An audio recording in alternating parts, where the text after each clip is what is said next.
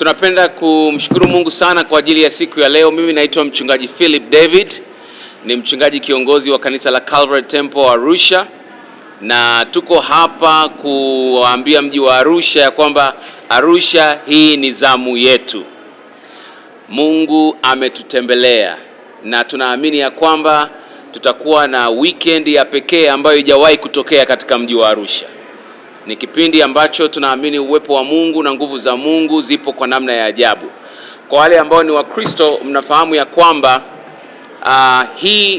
hili juma tunaliita juma la Pentekoste. Siku 50 baada ya Pasaka na ufufuo wa Yesu Kristo. Yesu alipokuwa na pale waahidi wanafunzi wake kwamba hata waacha yatima, atawashushia Roho Mtakatifu. Na sisi katika juma hili tunasherehekea na kufurahia juma la Pentekoste. Kwa hiyo ni wakati wa furaha, ni wakati wa kuona nguvu za Mungu.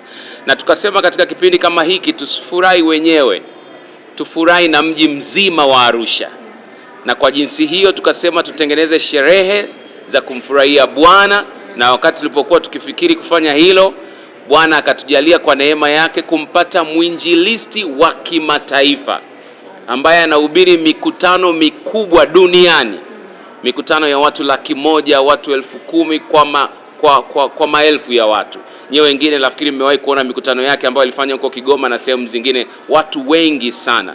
Mwinjilisti Yohannes Amriza, na yeye yuko pamoja na sisi hapa Arusha Calvary Temple. Kwa hiyo nataka kuambia ni kipindi cha pekee sana. Lakini kama haitoshi, tukasema ya kwamba tuwe na mama yetu, dada yetu ambaye yeye ni mwimbaji wa msingi sana, ambaye anaimba neno la Mungu na Mungu amekuwa akimtumia kwa namna ya pekee sana, mama ambaye tunampenda sana na kama jina lake lilivyo, Upendo Nkone, na yeye anashiriki pamoja na sisi kama mwenyekiti wetu alivyowaambia. Kwa hiyo napenda kuwakaribisha sana na kusema huu ni wakati wa kukutana na Mungu kwa namna ya pekee kabisa. Miujiza, watu kuponywa na nguvu za Mungu na Roho wa Bwana. Nataka kuambia itakuwa ni sherehe na kuomba uje ushiriki tuweze kuwepo katika kipindi hiki kizuri cha pekee yake. Jumamosi itakuwa ya pekee, mtatangaziwa kwa habari ya wanafunzi na wanavyuo wote waliopo Arusha. Vyuo vyote tuna mpango wa kuvifikishia magari ili tuweze kupata muda na wao, kwa sababu bara letu la Afrika tunaliita bara changa, sio changa kwa namna nyingine, ila kwa watu wenye umri mdogo. Na hata Tanzania karibia 65% ni watu wenye chini ya miaka 30.